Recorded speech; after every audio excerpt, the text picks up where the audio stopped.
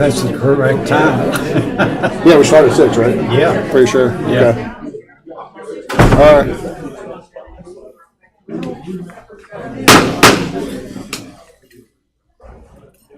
I call the meeting to order for the April 3rd Board of Zoning Appeals of Berkeley County, West Virginia.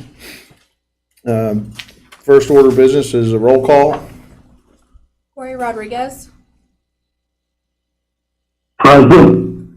John Bushman. Present. Jeffrey Smith. Dan Shergy. Present. Scott McAvoy. Present. All right. Approval of the agenda. I make a move to approve the agenda. I second it. All in favor? Aye. Aye. Approval of the meeting minutes from January 24th, 2024 meeting. I move to accept. We have, I don't have those. They were online. I don't have those. I do not see the meeting minutes from the January 24th meeting. 24th. On your packet? Nope.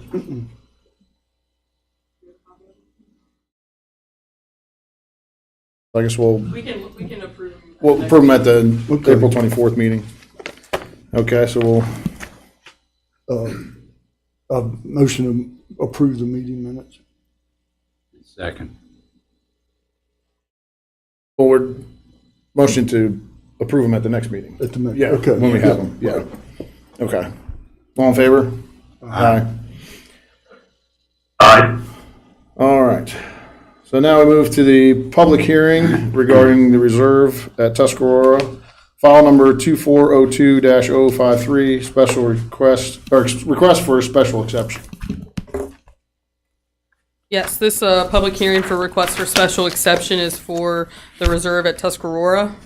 The project file is 2402-053 tied to 2301-009. The developer is Panhandle Homes and the engineer is Fox and Associates. It's located in the Arden District, Tax Map 2, Parcel 7, and is located along the north side of Tuscarora Pike, approximately half a mile west of Interstate 81. The applicant's proposing a 13,000 square foot professional office, which is a legal office, on 5.80 acres, and a 10.85 acre single family residential lot, both to be served by public water and sewer. The applicant's requesting a special exception in accordance with Section 5032 of the Tuscarora Community Zoning Ordinance to construct a professional legal office. Table 5032 in the Tuscarora Community Zoning Ordinance permits the use of a professional office by the granting of a special exception from the Board of Zoning Appeals. Section 502.3 states all special exception applications are referred to the Planning Commission for site plan review and recommendation before the public hearing by the Board of Zoning Appeals. On March 18th, 2024, the Planning Commission voted to advance the project to the Board of Zoning Appeals with no objection to the use of a professional legal office in the Tuscarora Community Zoning area. The proposed use is consistent with other commercial uses in the Tuscarora Community Zoning area. Staff does not have any concerns and recommends approval of the special exception request to allow for the construction of a professional legal office in the Tuscarora Community Zoning area. Okay. Now I guess we have the applicants present their findings. Mr. President, members of the board, Kenneth Barton of the law firm of Steptoe and Johnson on behalf of the applicant, Steve Sianovich from Fox and Associates. Also with me is Mr. Alan Henry, the owner of Panhandle Homes. Steve's going to present everything. We'll leave the open public hearing, and then I'll close for us. Okay. Thank you, Ken. Good evening. My name's Steve Sianovich. I'm a project manager with Fox and Associates. Excuse me. Fox served as the civil engineering consultant on the reserve at Tuscarora project that consists of 45 residential lots. Those plans have been approved, and that work is currently under construction as we speak. There's a few boards that I put together that I'd like to speak on each one of them, and certainly happy to answer any questions you may have. Is the rotation of the boards adequate for all of you to see them? Thank you. The first exhibit is an overview of the entire reserve at Tuscarora project area. The total acreage of the property is 73.64 acres. A large portion of this project area, approximately 56.99 acres, has received approval from the county to develop 45 single-family residential lots. The area of the lots, roads, stormwater areas, and open space does total 56.99 acres, which results in a remaining land of 16.65 acres. I'll speak to that remaining land and the intended uses shortly, but I'd like to point out on the exhibit for your benefit the extent of that 16.65 acres. That area is bound by this red delineation here. Part of it touches Tuscarora Pike. A very small panhandle sliver of it touches Showers Lane. The purpose of tonight's meeting is to seek board approval for a special exception to allow for creation of a 5.8 acre commercial lot that is proposed to be the future home of the Bowles-Rice Law Offices. Again, going back to the exhibit that's on the board, this exhibit depicts landscape screen plantings consisting of white pines on a staggered planting arrangement along the common rear property line adjacent to the existing dwellings that front Showers Lane. I'd also like to point out the location of those. These are the existing developed lots on Showers Lane. There's a proposed 50-foot wide landscaping where white pines will be planted, supposed to be planted. White pines at the initial planting will be 5 feet in height, and will be a staggered arrangement.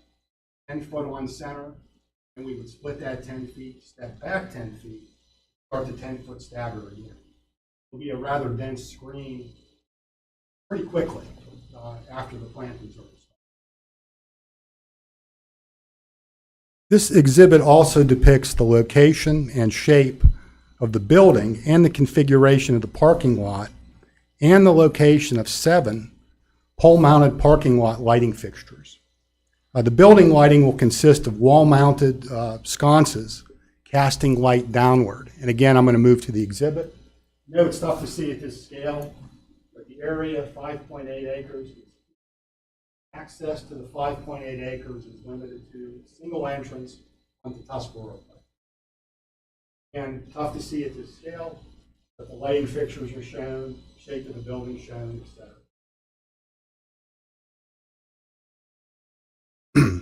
The creation of this 5.8 acre lot associated with the Bowles-Rice proposal results in the remaining lands of 16.65 acres being reduced to 10.85 acres.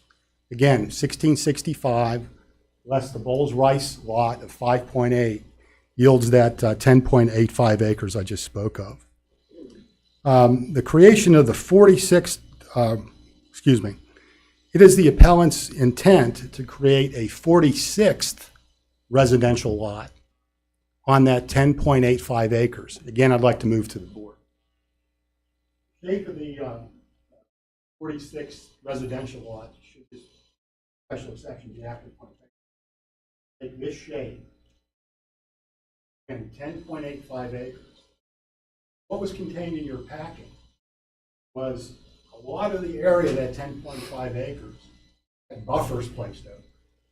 And I'll read verbatim here. Buffer, not for development, hayfield or lawn only. And the reason that nomenclature was added to the exhibit in the packet is the applicant, the appellant, wouldn't want to sell this lot to a person that decides to put livestock in it. Prohibition will not only be on the plat, also be on any deed, that the use of this area that's designated as buffer will be limited to hayfield or lawn area. No animals, no other kind of farming operations that could cause dust at harvest.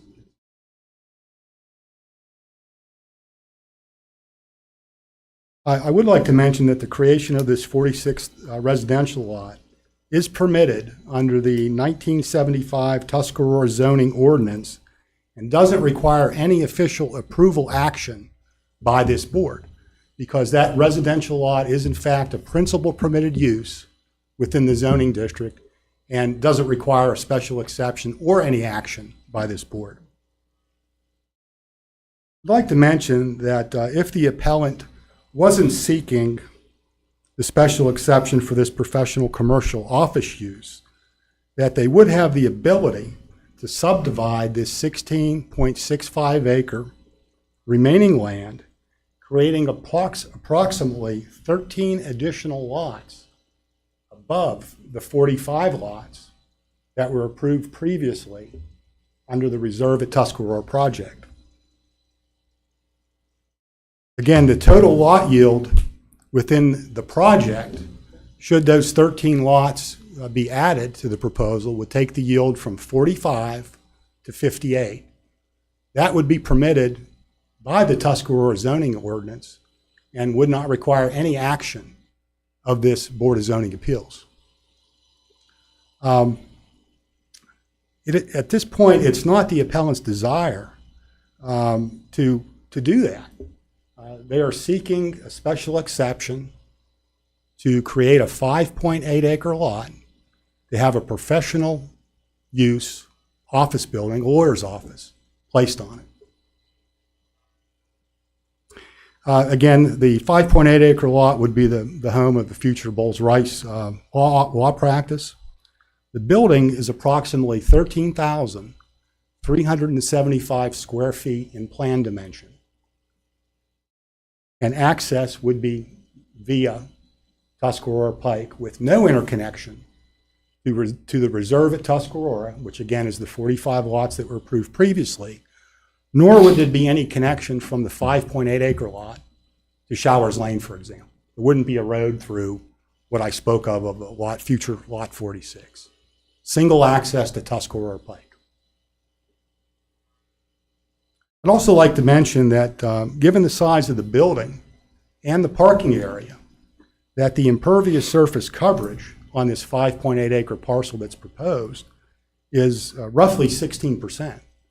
Normally, when we develop commercial lots, we're looking at a impervious surface coverage in the 70 to 75 range.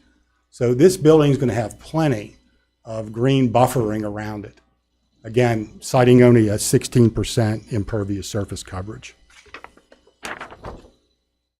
I would also like to mention that the Bowles-Rice law practice currently has 22 staff, and daily visitors, including vendors, is between 9 and 11, which gets us up into the 32, 33 range in terms of visits per day.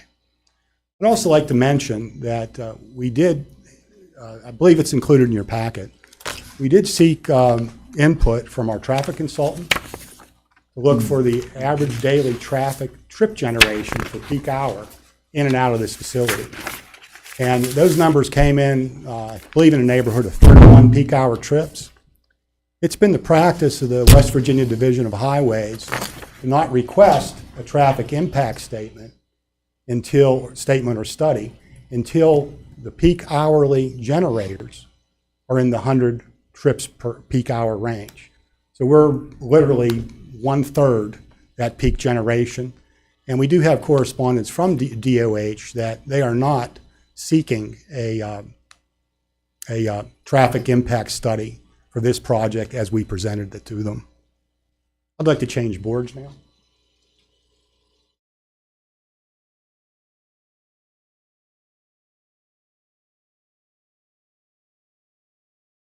This exhibit is a floor plan and elevation view of the structure proposed, and also includes an enlarged view of the main entrance into the building. The exterior of the building will be primarily brick, with a small portion being stone. The main entrance feature is proposed to be drive-it, with drive-it being a synthetic stucco type material. This product provides slightly textured appearance and can be painted. Just like to point out a couple things. The area of stone would be in this area. Large glass in the front of the building. Would be brick. That would be along this wall. Would be brick along this wall. Main entry blow up is shown here. As you're approaching the building straight on at roughly a 45.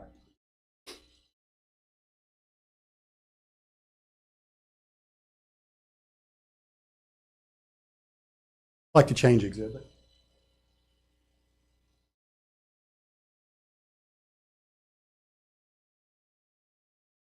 This exhibit is similar to the first exhibit, but it is a larger scale view of the project. This exhibit was prepared from the photometric plan prepared for the site to demonstrate points where light coming from the building would be unmeasurable. The blue line work depicted on this exhibit denotes the limit or extent of light spillage from the building mounted and pole mounted lighting proposed would be measured.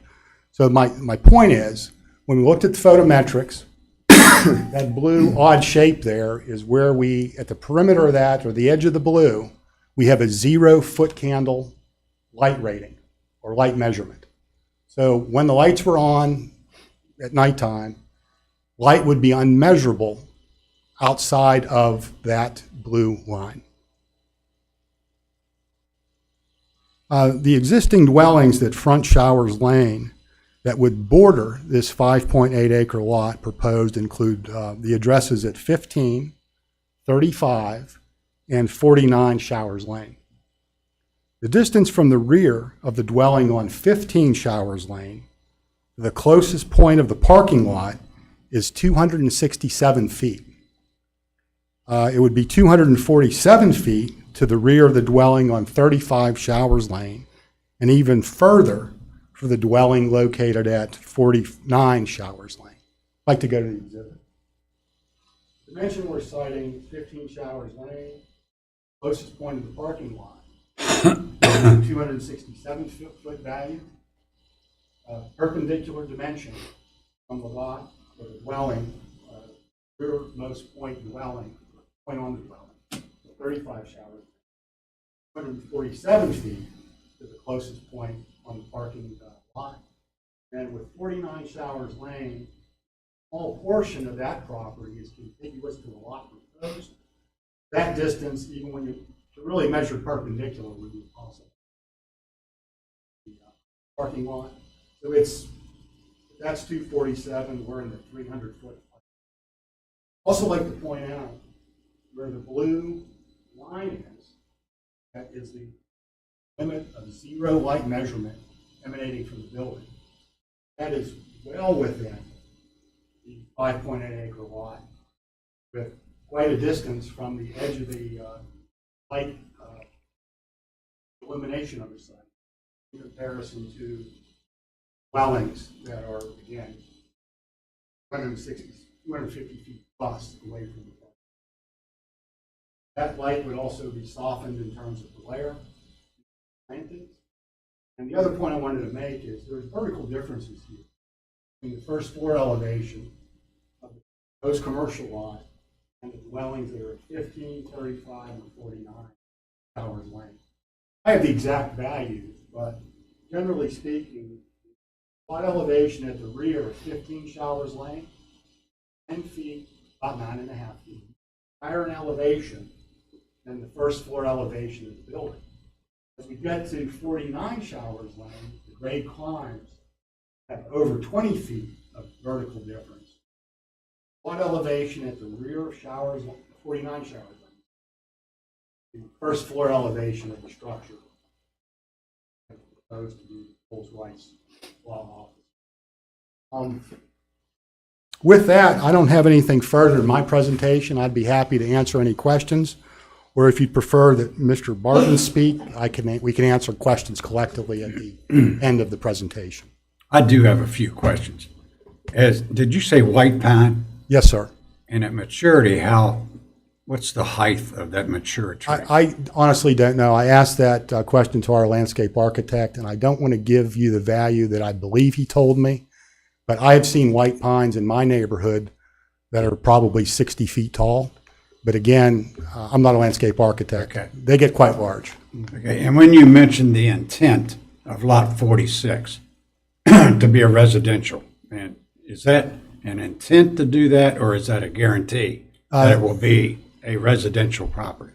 That is, well, let me back up.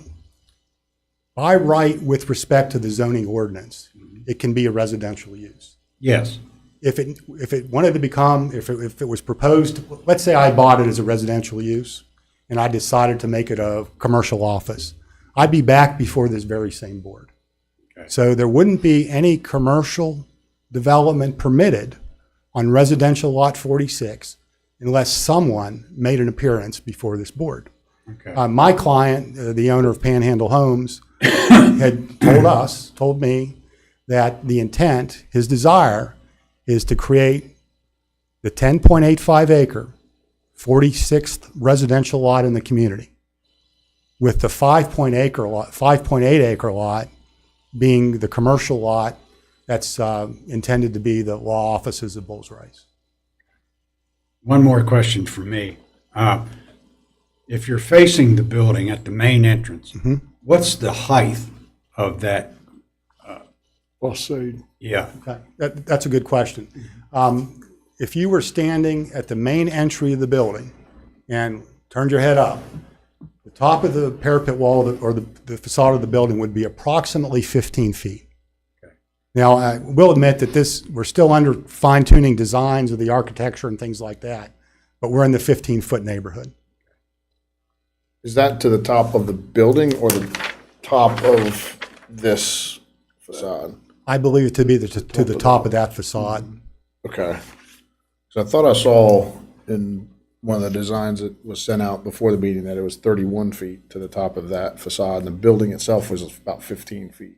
I may have to defer to my client on that. Discussions I had with him, we talked about a building height of 15 feet. Okay.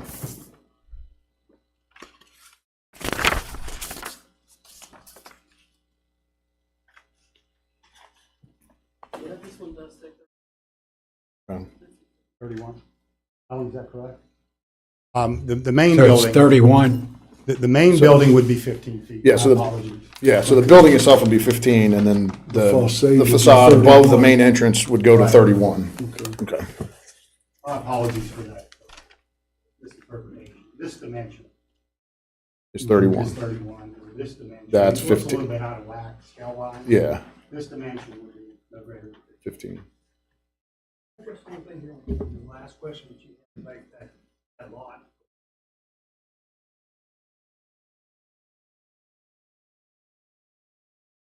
On the 10-acre lots, you're not going to have any issues with, we're not going to sell them lot to somebody as an investor.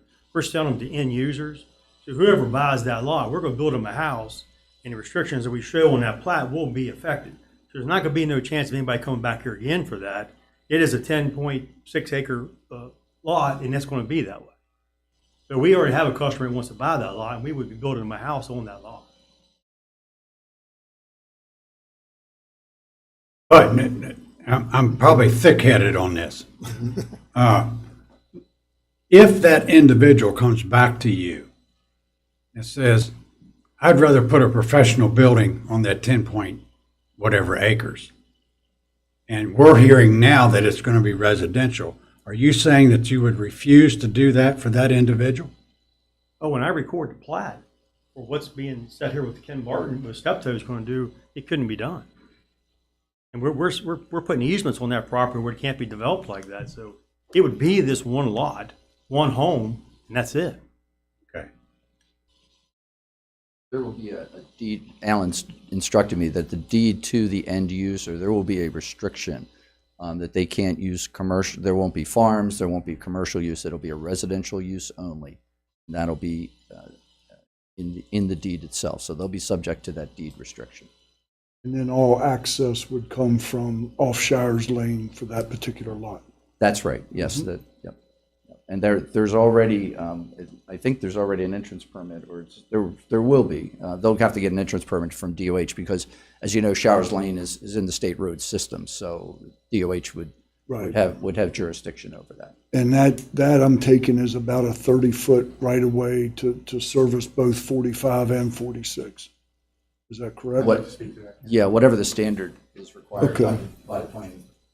We haven't approached DOH on the access for Lot 46. Okay, My guess is we'll have adequate separation. We do have a DOH permit for a residential access for 45. right. So it would be a little premature to go to DOH seeking an access permit to 46, pending the outcome of your decision this evening. Right. But given the site distances at that location, we're well within the site distances that are acceptable, given the posted speed of that roadway. Okay.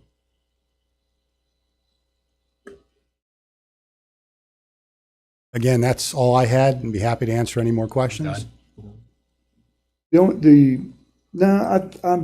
just want to listen to everybody and take it from there. Thank you. All right. Barton, you wanted to speak some more? Offering a lawyer a microphone. I would also like to hear what some of the other speakers who have signed up to make presentation. I think it would be more expeditious because a lot of my comments will probably talk about what evidence you've heard, since I'm going to speak to the standards, to the legal standards to which you have to apply to make your decisions and things of that nature. Okay. President, do you want the list of people who signed up? Yeah, do we just, I guess we'll just call them. names, or you can just ask people to come up. Right. Yeah. All right, so I guess we'll just start at the top. Brenda Tate.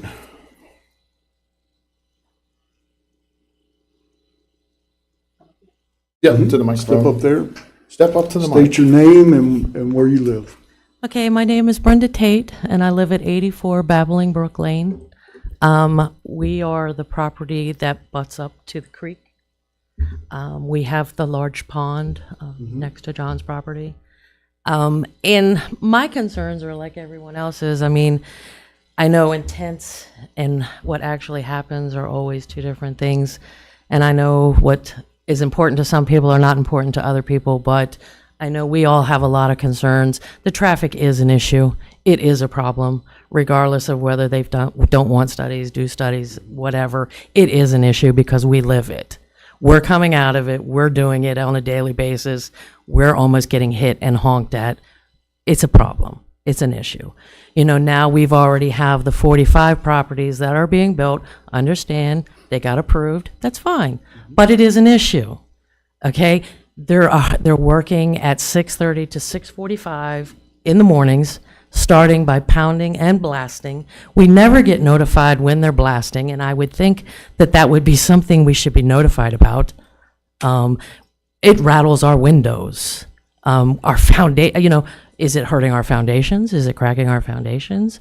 You know, there's a lot of other questions besides all the things, because it is affecting us.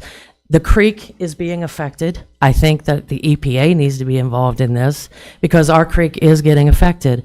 And we notice it on a daily basis because my husband and I take a lot of time and pride and effort in taking care of our pond, in taking care of the creek. The creek is a mess right now. Our yard is so flooded right now, and all of this is a flood zone. And we were told that all of this is a flood zone, but now they're going to build on the other side of the creek. And it's already creating, trees are coming down the creek from the construction sites where they've put up against the creek. I know I'm not saying they're pushing it into the creek, but I'm saying because of all of the rain, because of all of the mud, because of all of this, it's coming in the creek, and the creek is backing up, it's flooding. We have a family of blue herons that are nesting in our pond right now that are trying to create babies.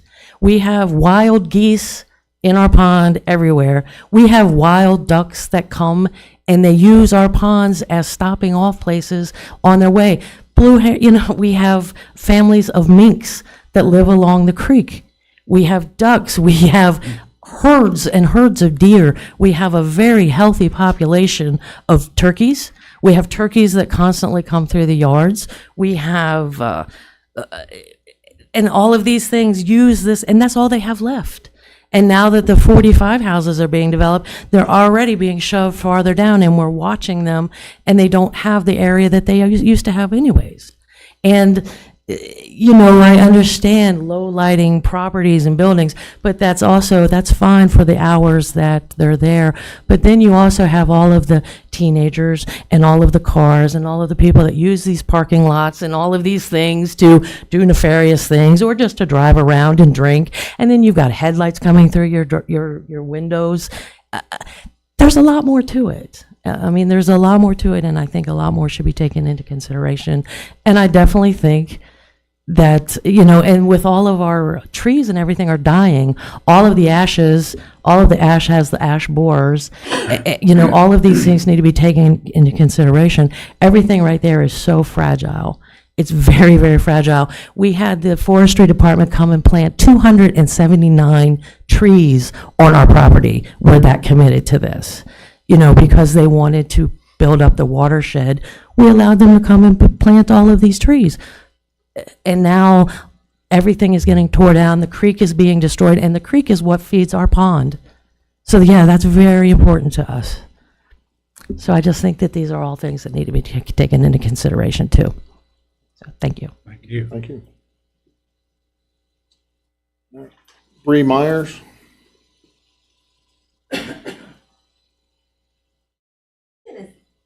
I'm a teacher, so my voice was loud enough. I'm not going to speak into the microphone. And I want everybody to be involved in what I have to say. I would like you to stand if you grew up in Berkeley County.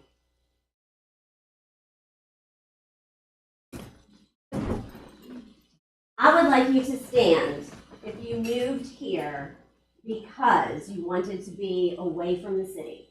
If you wanted to be in a place that, if you're still from Berkeley County, keep standing. If you wanted to be in a place that had an aesthetic that was not necessarily the woods, but you could be here, you could get to Walmart, you could get to Target, but it wasn't right in your backyard. Okay? People live in this area. You're welcome to sit down now. People live in this area because of the quality of life. Because of what this area offers. We are so unique in this panhandle. We are so different from the rest of West Virginia, and we're not Maryland, and we're not Virginia, and we're not Pennsylvania. We do not need to become urban sprawl. And I will go to the soapbox with Bowles Rice. I don't know if anyone is from here with them, but your downtown location is important. Like, our main street needs places like Bowles Rice. So I know that's another conversation with someone else. But I don't think what anybody intended, whether you were born here or if you moved here, was to have a lovely place to live and grow up and raise your children, and then have a law office built on the back end of the beginning of that place where you decided to live and make your life. Nothing against lawyers, not at all. But I don't understand why Showers Lane, right behind it, is the place that needs to go. I grew up on 15 Showers Lane. Middle school, high school, returned a couple times through college and the beginning of my career. My parents lived there. It is important that they be able to look out their kitchen window and not see a parking lot. It is important that they keep that property valuable not only to them, but to people who might want to buy it in 10 or 15 years if they decide to move somewhere else. And they can continue living their own quality of life, whether it's here in Martinsburg or at the beach. Numbers and angles and feet, fair enough. That is your work, that is your job, and I respect that. But you also need to think about the quality of life of the people and the vegetation and the animals that Ms. Tate was talking about. And just because it's there doesn't mean that you need to build on it. Thank you. Thank you.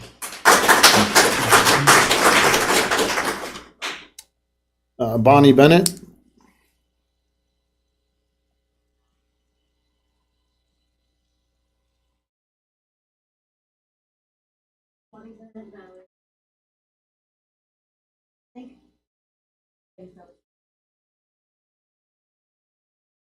The one thing I feel, once the president, there'll be other exceptions. Some say you'll need to. Speak up, dear. The old deaf man can't hear you. I can't hear you, ma'am. I'm really sorry. I'm trying, stand beside it, turn the mic to your side. There you Can you hear go. anything? Yes, ma'am. Now I can hear you. All right. And as far as the traffic, I don't know where these studies have come from, but the road is a mess now. There's times and good luck making a left-hand turn from the one side of that road, trying to get out and come to Martinsburg. It's busy. You're going to sit there for a while. Luckily, I'm on the other side of the road and I can make a right-hand turn. Anyway, the traffic is not good, and I think the studies, I don't know whether they were old or not, but with 45 homes, let's say that everybody in the house with cars for every, that's 90 more cars on the roads. So I just think I agree with everybody about the environmental thing, and my concerns are that it's going to be a mess out there. Not good now. Traffic is bad. Angry people will have trouble with homes and driveways. Like I say, thank you for letting me definitely give my. Thank you. That's everyone that signed the list ahead of time. If anybody else would like to,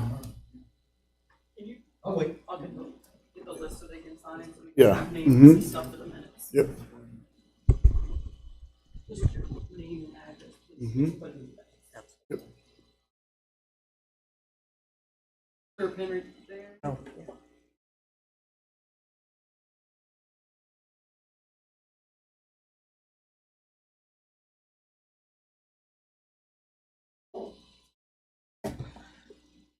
Well, good evening. Thank you for giving me. My name is Tom Tate, my husband. I'm not going to speak any more on what she said. A couple items I would like to cover.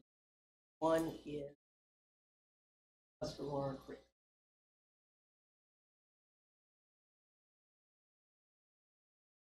Twice this year already in the last 4 days, cleared the wood out of the creek. My property. Side of that lot 46 that you want. So it is creating, and it's them wholeheartedly, but it is creating issues. Other thing that I would like to point out is, a couple months ago, I had a question about the building of the Tuscany Creek.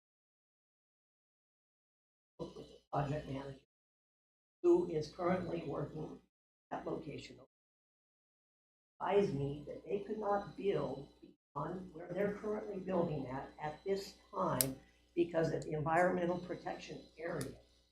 Now, a month after he tells me that, you guys come out with this lot 46, which is exactly where he told me you guys could not build. How is that possible?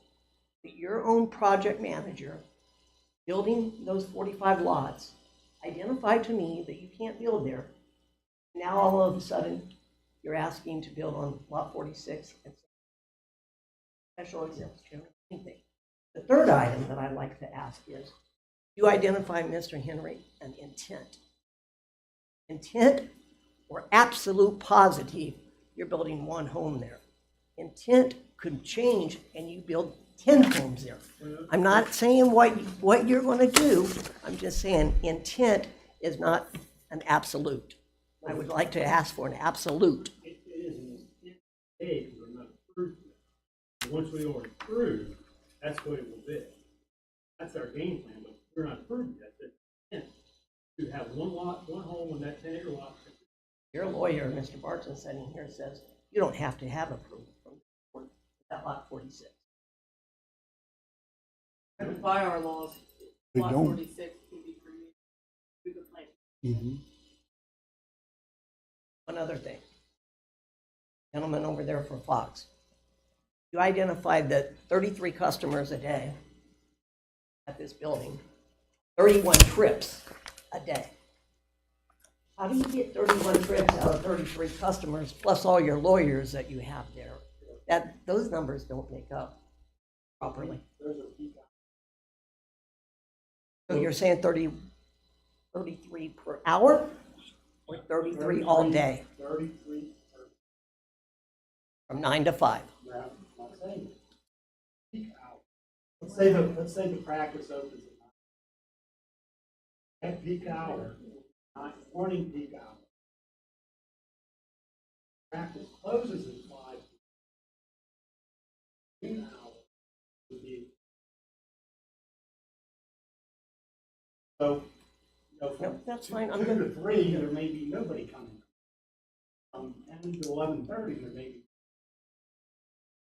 And that peak hour estimate, based on the 13,375 square foot building, taking empirical data, created by study.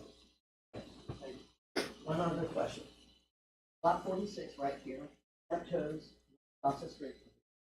This area where the river comes down and goes Towers Lane, comes down to Towers Lane. How much of this, that lot 46 going all the way to the creek? Or is there an area where it stops? And where exactly is that driveway off the shelf? Or does it go all the way to it? Sure, yeah.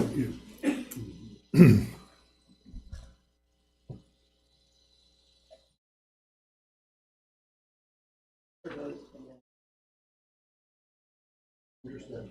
The benefit of the board. Lot 46, 10.85 acres, follows this boundary. This blue line there, that is actually the stream. So it doesn't go all the way to. No. Well, again, here's lot 46, here's the stream. So the stream physically runs through what would be. But it does not go the whole way to Shallow Lake. Doesn't go all the way. Doesn't go all the way to this. That is not my answer. My answer is Yeah. lot 46 as proposed goes to the stream from this point to that point, with the remaining portion of the stream, Howard Lane, being on lot 45.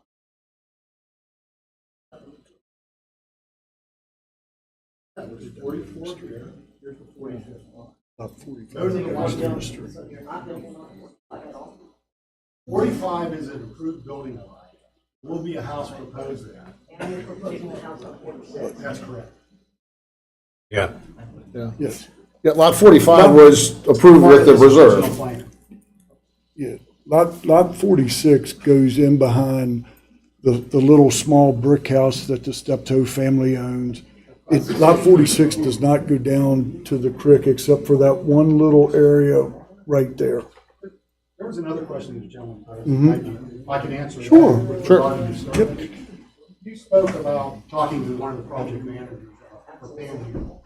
Now, there's a difference between property acreage. This again is 10.85 acres, what's proposed, and the project's limit of disturbance. For example, 65.99 acres here. You look at the limit of disturbance, it's a far lesser number because there's areas of floodplain, stream buffer, things of that nature that aren't physically able to be disturbed based on the permits we obtain. So in the case of this 10.85 acre lot, when you look at buffer not for development is a huge portion of that acre. House is shown here. Also, to your point, along the stream here, buffer, not for development, trees required to remain. I think that's pretty clear, that this tree buffer is being proposed to protect that short piece of stream that flows through what will ultimately become lot 46. When you look at a single-family home build with a driveway of this shape or that length, I'd be surprised if we're over an acre of disturbance on a lot that is nearly 11 acres. I hope that answers your question. Lot area versus disturbed area are two totally different things. For example, if your property was encumbered with a floodplain, let's say your property is 50 acres, 10 of that is encumbered by floodplain, you don't have the ability to build a shed in that floodplain. You get proper permits, and many times you're not able to get this. I hope that answers your question. Thank you.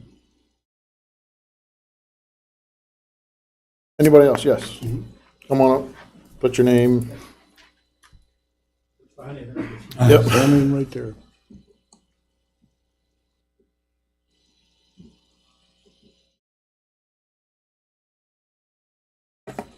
My name's Carol Criswell. I abut your all's property that you're working on right now, and just a couple observations right from the one that you've started. You all have created. I've had a bad problem with deer. I have a horrendous problem now because the land that they did, they just raised it. They took everything out, trees, everything, and now I have 35, maybe 40 deer in my pasture field. I see them in the middle of the day, which is almost unheard of because most deer are kind of fringe area places. I got to shoot a lot of deer this year, so it's going to be a problem. I don't know what to do with all of them, How they are working, they are just taking everything out. There is no trees left. They're blasting up the hills. So if they do that to the new one, then there's another bit of wooded section there they're going to take out again. I'll get more deer, So it looks to me like they're just making parking lots and taking all the trees out. It's just the way they've done the one, their new section will look just as bad. I mean, they just went in there, they're just knocking everything out. And they do put a little horn off for the explosions. I hear them every day. I've been down in the field most of the winter working on some thorn trees, clearing them out with a duster. And then one thing about, and I'm not the Department of Highways, but I live on Tuscarora Road, and I'll be out there cooking hamburgers on the grill, and I've just started counting cars. In the 20 minutes for the hamburger or the hot dogs or whatever it is, I always count 70 to 80 cars going by, either turning on the Lost Road, going by just Tuscarora Pike, So, but there's a lot of cars. There's a huge amount, and I have trouble getting out of my driveway in the morning. I'll wait 4, 5, 6 cars, easy, Thank you for your time. Thank you. Thank you. Yes.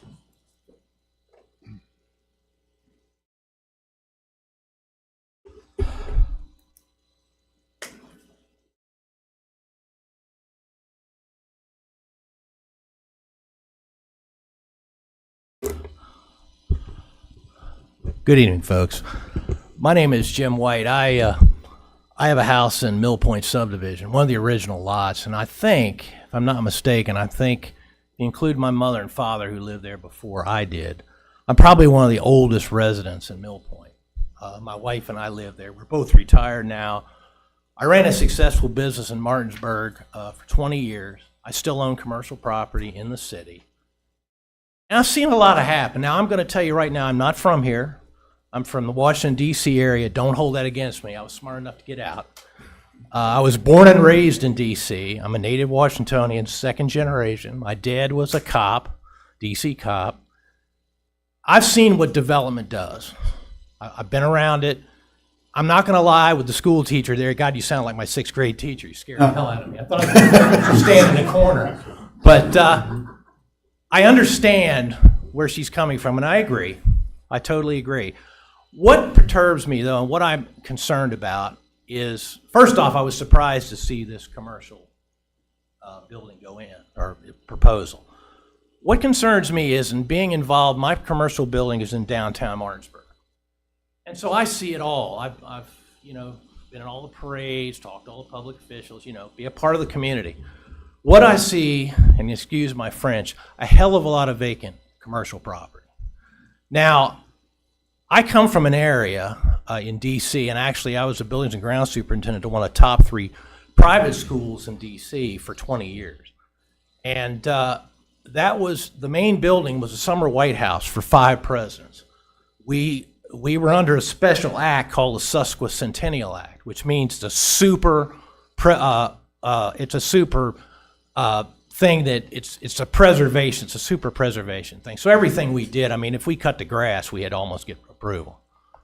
I've seen all this happen, and I've seen areas grow, and I've seen areas go down the toilet.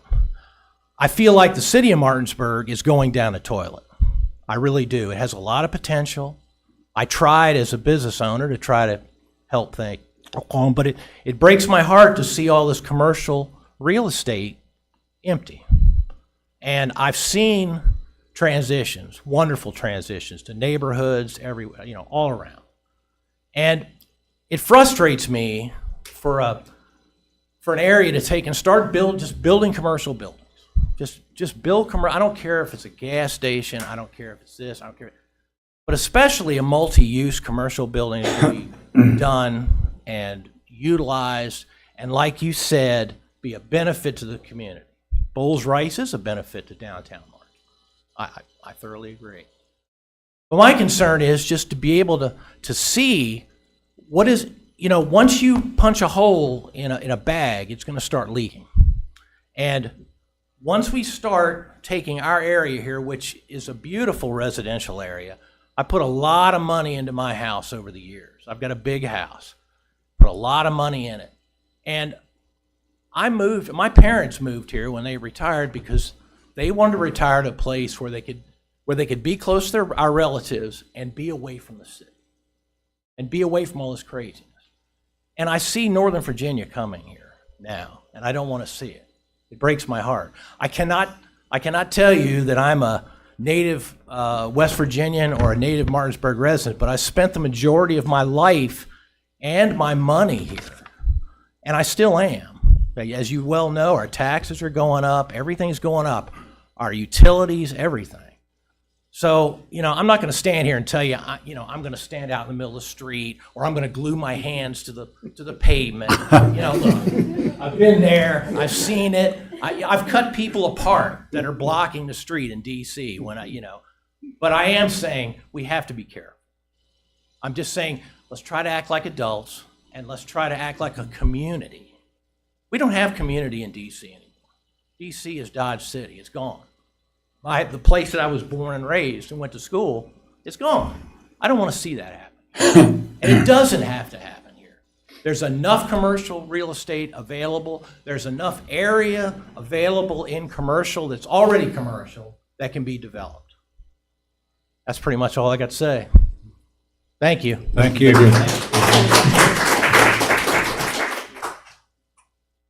Yes.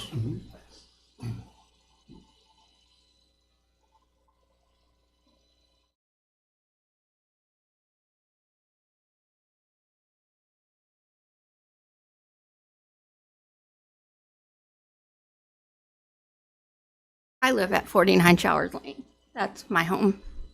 Most of you probably don't recognize me. I'm disabled, cancer survivor. I don't even know most of my neighbors, and I've lived there for like 3 years now. I know my neighbors on each side of me, but I have my children there. And I love that I can look out my front window and see the city life because I'm originally from Chicago. And then I love that I can look in my backyard, and I have a big buck in my backyard. I have possums in my backyard, raccoons. They're little devilish creatures sometimes, but I love it. From my understanding, you guys are wanting to put a law office right in my backyard. Basically, it's going to be, 300 feet from my fence? Is that the understanding of it? I'm at 49 Showers Lane. 49 Showers. Mentioned from home, closest point of the parking lot, less than 300. We're also the property that's higher in elevation.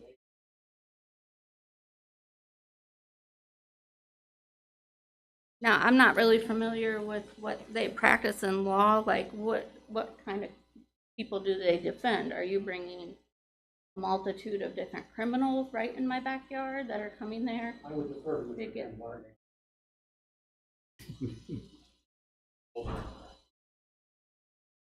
I'm just curious. I'm not I a have member of Falls children. Rice, but they are a civil labor. They represent the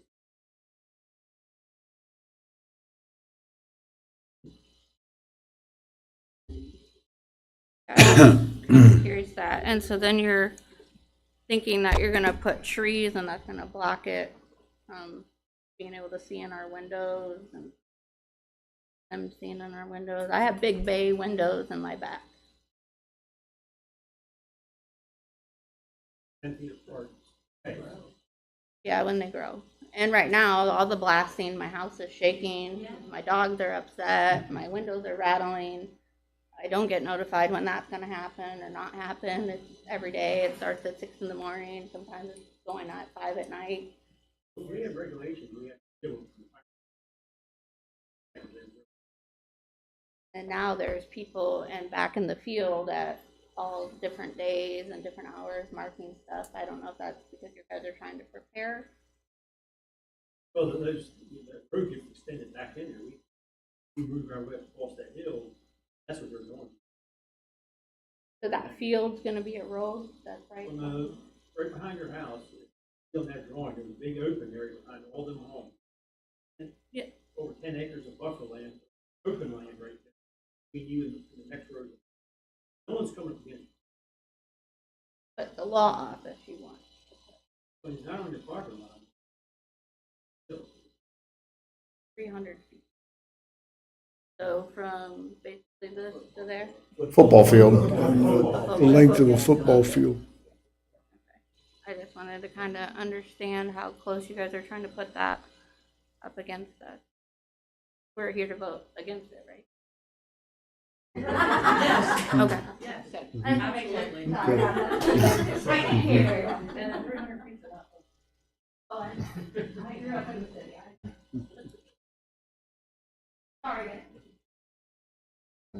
Anybody else? John, may I say one more word? Sure. And I'll be real quick. When we purchased our home, had one of the nicer homes in size wise. That's one. A very large pond. Come and enjoy and bring your kids there and your kids go fishing. Our pond is fed from Tuscarora. 3 houses down. And also, if our pond were to go away, value of our home would, I couldn't even imagine what the value was. We bought our home because of that pond. Okay? So if Tuscarora Creek goes away or has issues, and our pond is no longer fed from behind the Campbell's home, our value and the money that we are going to lose is significant. I'd like to point that out. And we're not the only one. There are several people on that same side of the creek. Maybe 6, 7 homes on that side of the creek in Mountain Brook Estates who also bought where they bought because of that creek. Thank you. Mm-hmm. Any other?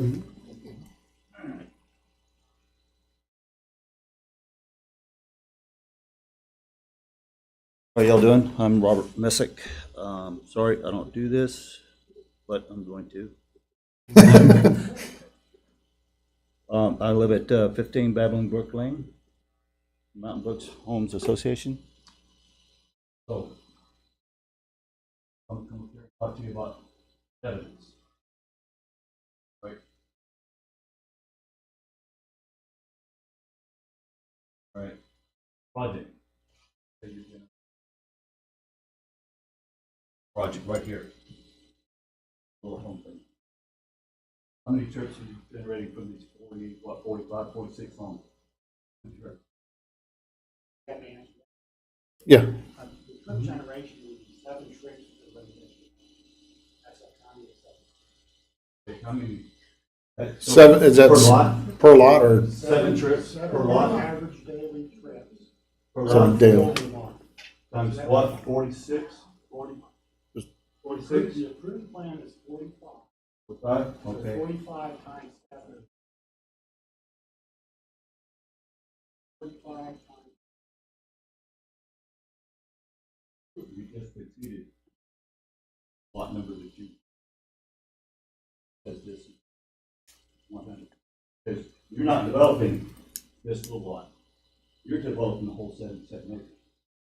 The reason we're here to see 5.8 acres of lot. Right. It's proposed for both license. They finished. What was approved previously? 45 single family, roughly 50. All permits, all necessary prerequisite permits. Prior to us being before the Berkeley plan. Guessing maybe approaching 2 years ago. All those permits were in hand, or we couldn't be there for it. So traffic was analyzed. You cited in your thing that more than 100, a traffic study needs to be done. But yet your project is generating 300 something. Budget, we're here about 2 months.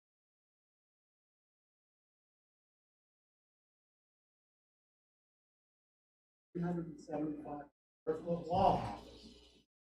Rates 31 trips. Oh, the 100 threshold. Trigger traffic impact. Right. But the traffic impact study for the other project? I don't believe the DOH required a traffic study. Not in your statement, and for this one, it said anything over 100 required state. The county ordinance states any trip that are for 100 trips per day or more goes to DOH. DOH owns the road, so DOH makes the traffic impact study is going to be conducted or not.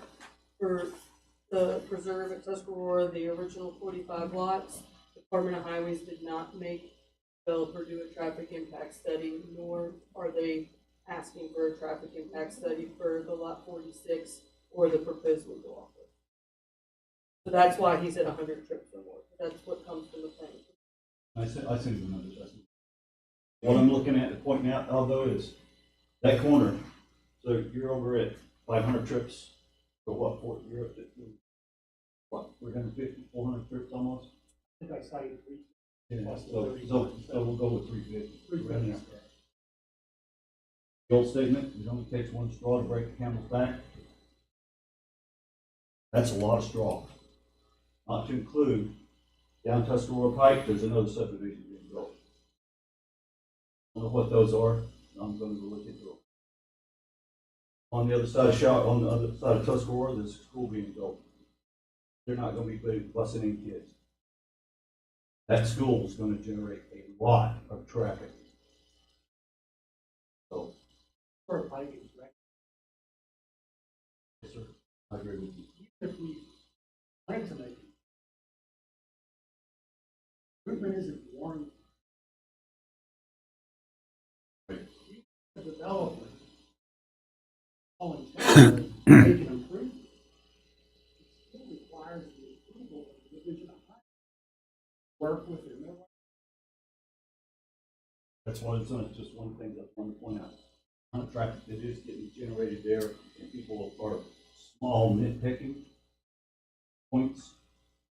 Nothing's getting larger. You're just dumping more cars in there. You're putting more straws on the camel's back. Or later, you're going to break that camel's back. Hopefully, somebody's family member has died and uses that camel or crash. That's just something I know. Thank you. Anybody else? Okay. Barton, if you'd like to present. Thank you, Mr. President.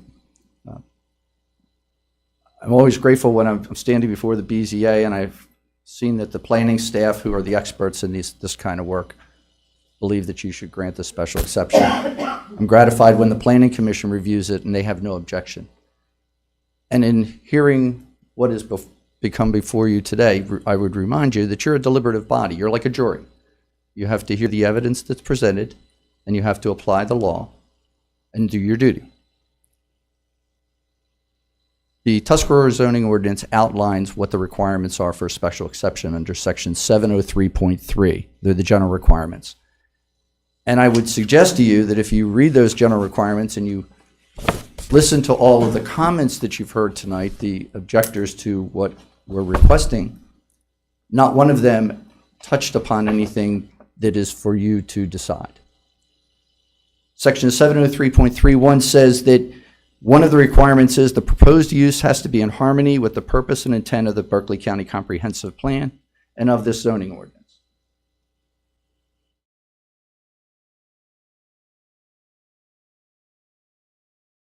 You look at the comprehensive plan map. The comprehensive plan map shows this area as a growth area. And the board that I've put up here shows all of the non-residential uses from I-81 to basically the Colonial Farms Nursery out at Lost Road, basically within the zoning ordinance, within the zoning. And what you see is that there are 18 non-residential businesses and one residential business, which is an apartment complex. This is within the these are all approved as part of this comprehensive plan. The county has already previously approved them. They're up and operating. The proposed building for you fits exactly within what the comprehensive plan has taken into consideration, and this county has approved in the past. I believe that some of you members were here when the Al Saleh dental practice came for a special exception. And that's right here outside of Chateau Gay. Outside of the Chateau Gay subdivision, there are 3 or 4 dental offices that you go past in order to get to Chateau Gay. That's not going to happen here. Access to this building is going to be right off of Tuscarora Pike. And that shows it fits all of the other non-commercial businesses, or all the commercial businesses that sit along there. So it fits. As I said, also it has to be part of the zoning ordinance. Obviously, section 610 of the zoning ordinance allows professional and business offices. 610A says doctors, dentists, insurance agencies, real estate agencies, accountants, and lawyers. The drafters of this ordinance in 1975, and it's still in effect today, took into consideration that law firms should be permitted within this zoning area by special exception. We are not asking you to do anything outside of what the ordinance it states, and we would ask you to do it. The next section that you have to think about is, will this development be in harmony with the appropriate and orderly development of the district in which it is located? Again, we're not asking you to do anything that's extraordinary along the Tuscarora corridor. I live out in Chestnut Ridge. I pass another 15 or 20 going out Tuscarora Pike because this is the area where there's a lot of business. There's actually more businesses. Even some of the homes that are being built are being converted into businesses. There are businesses out there. This fits the overall orderly development of the Tuscarora corridor. The third thing you have to look at is, would this in any way hinder or discourage the appropriate development or use of adjacent land or buildings? This building will not. This building in the reserve fits within what's been developed. It's a master plan, 45 lots, and then the new 46, and that building. When it was, it is a reasonable use. It will not discourage any other development. We will, and in fact, you have the right. We've been talking a lot about what are we doing about this area and so forth. You have the right in granting a special exception to require that there will be no further development in there other than the one lot. That can be a requirement of the special exception. And if that's the requirement of the special exception, if somebody tries to break it, the special exception is lost. So that you have that authority, and I'm sure Mr. Mousy, if you have some questions, can give you more information about that. But this will not discourage any other development. It sits right on the highway. There might be some development toward the future in some of the farms, but this doesn't discourage that, and the farms can stay as they are. The operations can be no more objectionable to nearby properties by reason of noise, fume, vibrations, or other characters. You may remember that I was here for the Rocky Knoll School, and one of the concerns that this board had was lighting and its impact on the adjacent landowners. We took that into consideration when we did this project. My clients took that into consideration, knowing your concerns about lighting. That's why, as Mr. Sianovich has already told you, lighting from this project will not get to any of the neighbors. The concern that you had for Rocky Knoll does not exist here because we took that into consideration in the design. There won't be anything that this building will cause that will be more objectionable than what currently exists. Parking areas have to be of adequate size. Two parts to that. Yes, there's parking. The planning commission and the subdivision regulation will tell us how many parking spots need to be. As part of the development, remember, just because you grant the special exception doesn't mean the project's done. They still have to go through planning. They have to get all the permits that they got for the first 45 lots. They have to go through they have to go through DEP. They have to do all the things that have to be done in order to get a building permit. So all that still has to be done. So you're not the last word on this. It goes back to the planning commission and Laura and her team, then Doug and Jeff. They'll monitor to make sure that it complies with the subdivision ordinance. So you still have that protection. The last point that you have to take into consideration is their public utility service. Yes, there is. I mean, it's going to be public sewer, public water. It's being brought to the site by the developer. So all of the elements that you need to consider in making this decision, the only evidence points to they've complied. They've met the requirements. There isn't anything that they need to do to meet those requirements.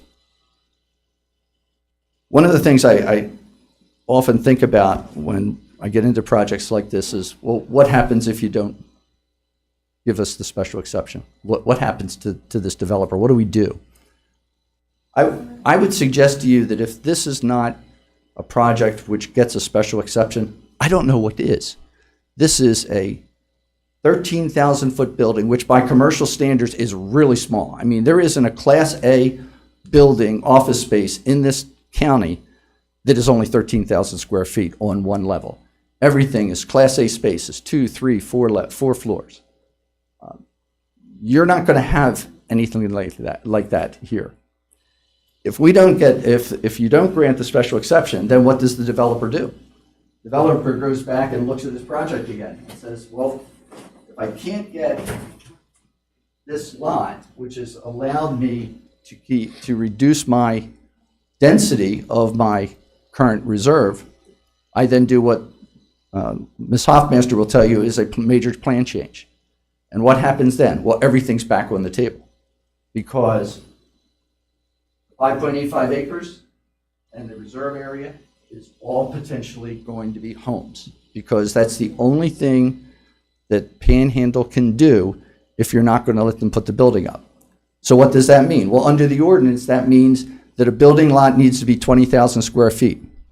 We can put 20,000 square foot lots all the way up and down adjacent to the Tuscarora, to the folks who live on Showers Lane.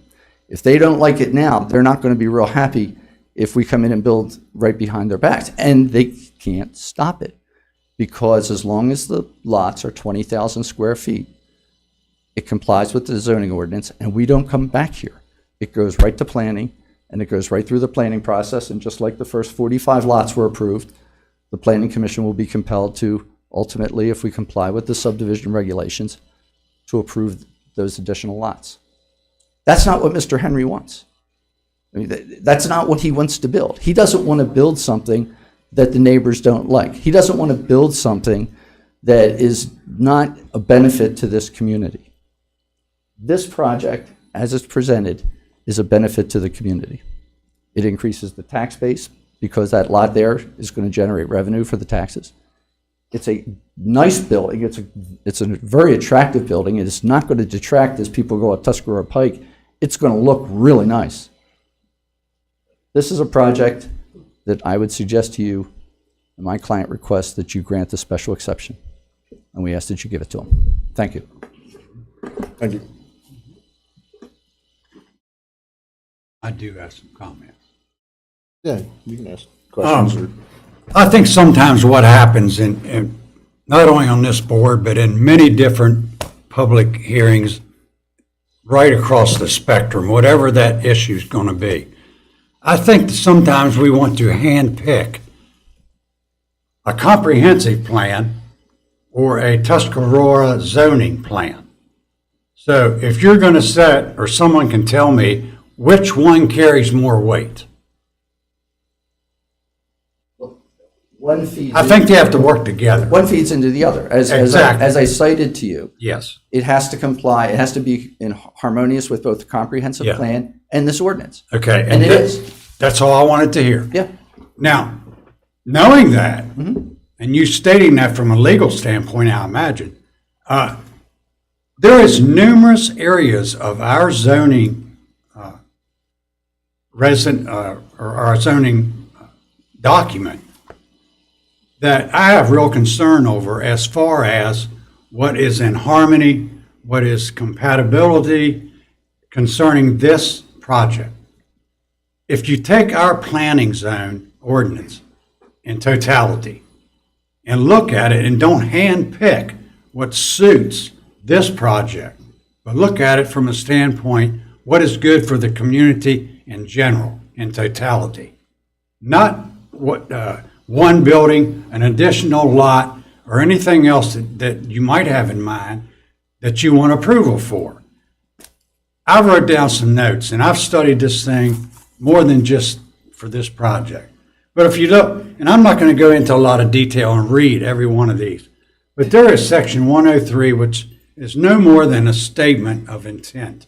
And what our zoning ordinance and the intention of it. So you got section 103.1, 103.2, 103.4, and all of that. It addresses the importance of maintaining and protecting residential communities and other growth areas, which could be commercial, it could be a doctor's office, attorney's office, whatever. But it protects not only those businesses as a commercial entity, but residents in general from encroachment of incompatible buildings and uses. Agreed. I can't see where that is a benefit and is not going to encroach upon what we have already, which is residents. Well, I disagree with you for a couple of reasons. We're going to have to disagree then. I'm sorry? We're going to have to disagree. We can, but let me tell you why. First of all, remember, you're a deliberative body and you've got to rely upon the evidence that's before you. But one of the things that they're going to do is they're going to provide buffers. Mhm. They're going to do more than they're required to under, if they were just here, they won't be here if they're just building residential lots. Mhm. If they go out and build half-acre lots, they're not going to be back here. And you're going to be really unhappy then if you see half-acre lots going up behind the folks on Showers Lane. So be careful what you ask for, because you may not like what you get. Well, not to interrupt I would you. suggest, please. I'm not so sure from a personal standpoint, I wouldn't rather see a house than a parking lot in Blacktop. Well, it depends on where it is in your backyard, and it depends on how long they've. No, it's just like the lady back there, it's a 20-foot. 20-foot elevation for her. All right, she's going to be looking down on that. Maybe initially, maybe, but as time goes on, And the trees grow? The screening will grow. Of course it will. Of course it will. And that's, the developer can only do what the developer. I don't know how long a tree takes to grow, but I can tell you this, I might not have that much time that I can't see that blacktop parking area. Now, let me continue there, and I hate to be, I hate to interrupt you when you want to respond, but section 260, all right? It addresses the thing of special exceptions, and this is what it says. needs to be controlled as to number, area, location, in relation to the neighborhood. Commercial, residential, other communities, Mountain Estates, Mill Point, residential, and even 45 homes is residential. And 18 businesses. And 18 businesses. No. Now, if you're saying because the other businesses are there, that you should be able to build this? Well, actually, you actually approved the dental center. That's one we Yeah. know of. You approved the dental center, and that's right in front of Chateau Gay. It is, yeah. Now, I was on the BZA at the time that the dental center and Dr. Bowers, is it right? Dr. Bowers put a place in there. Yeah. And those were accepted mainly because they all were right there together. And they weren't, again, they were done very nicely as the pictures from here are done very, I don't think Bowles and Rice would do a bad job. I do think there are other avenues within the same property that it would work out as well. I think that's something that could be entertained. Once again, I would remind you that I the West Virginia understand. Supreme Court has been really clear. You don't get to just inject your personal opinion into your deliberation. So whether you think there's a better plan is not relevant to you as a board in making this decision. Correct. And within the Tuscarora zoning, we can postpone the vote until 30 days, I think it is, to kind of weigh this out a little bit heavier. I make a motion at this time that we do that. I would rather continue and at least get as evidence everything that needs to be said and make it part of the of our meeting The way tonight. the verbiage is.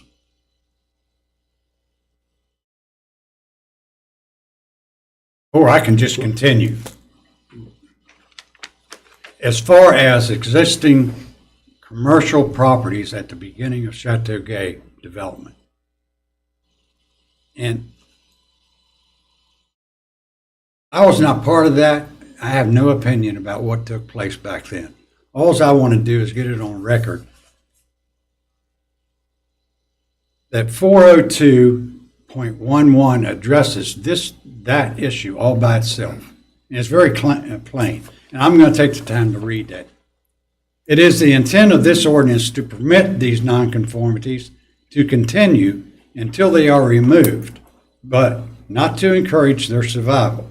Such uses are declared by the ordinance to be incompatible with permitted uses in the district. It is further the intent of this ordinance that nonconformities not be enlarged upon, expanded, nor be used as grounds for adding other structures. We can't use what's taken place 10 years ago, 2 years ago, 15 years ago to say we want to build another one. Our ordinance states that. Members, Yeah, we'll say the special exceptions aren't considered non-conforming. Or zoning. So- the items that got special exceptions to construct in the zoning area for commercial that were granted special exceptions aren't considered non-conforming. But would then nonconforming units or exceptions be considered nonconformities if indeed you don't get to build it unless we say you can, with a special exception? Yeah, And special why- exception is a little different from a variance or a waiver to the actual ordinance. But based on what I've read from the zoning ordinance, non-conforming uses are specific uses that weren't granted special exceptions or didn't fall within the explicit use allowed. So variances are not considered non-conforming either because they were granted variances, but items that are existing prior to Prior to the ordinance, Yeah. Yeah, Those are not prior to. Those yeah. are nonconformities. Yeah, those are not. Okay. Just continuing. If you look at section 402.1, all right? Let me just sketch out a mental picture. So you're coming up King Street, you cross over 81, now you're on Tuscarora Pike. The very first intersection you come to would be Showers Lane. If you take a right and go north on Showers Lane, all the way down to the creek, there's houses on both sides of Showers Lane. You get to the creek and you can go straight into Mill Point, or you can take the left into Mountain Brook Estates. Turn around and come back, now you're at the corner again. Everything I've said to that point is residential, both sides of Showers Lane, residential groupings of houses in Mill Point, another group of houses in Mountain Brook, and coming back, there's a whole lot of group houses, residential areas on Showers Lane. Now you're at the intersection again. Take a right and go west. That's where this proposal building is, 380-some feet from the corner of Showers Lane. You go one more half mile maybe, and we've already approved 45 residential homes. Well, 402.1 says, and it has nothing to do with the nonconformity, I don't think, it's the fact that you should only consider growth to be in groupings. Well, we have residential, residential, residential, residential, and then we want to put a commercial that's bordered by, on three sides, residences, and even a new development under construction. So now we got this commercial piece of property in the middle of a residential area. I don't think that is conforming to what our zoning ordinance had in mind.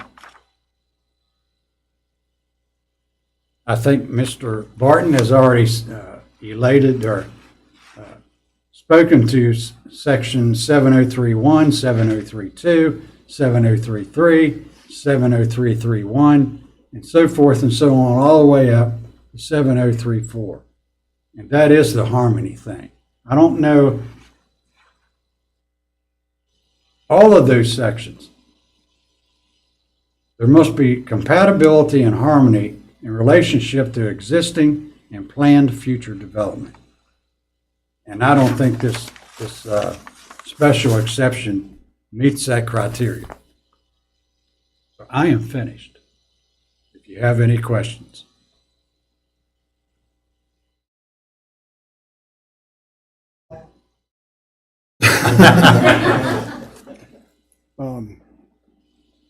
Like,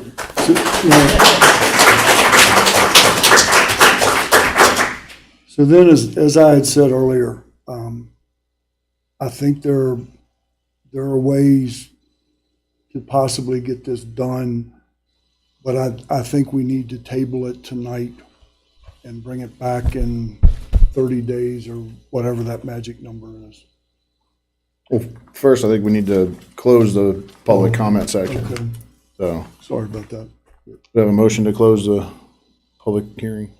I have a motion to close the public meeting. I second. All right, all in favor? Aye. Aye. Aye. And then, I guess this is the part where we discuss it as a board, and then, and then decide whether to approve, deny, or table the matter for a future date. So, I make a motion that we move to a further date before we approve, whether we approve it or deny it. table it to our, Table it until. yeah, to our next meeting to our on, next is it April 24th? Meeting on the 24th if you want to Yeah. have it then. Okay. Yes, I second. April 24th? Is that what you said, Laura Beth? Yes. Okay.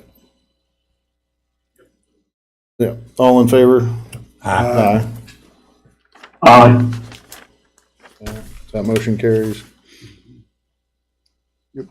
Okay.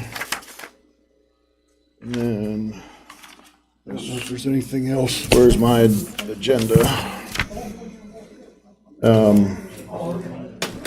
And then any staff updates? Discussion. All right. None. So adjourn. Move that we adjourn. All right. There, second? Second. All right. All in favor? Aye. Aye. All right. Meeting adjourned. Aye.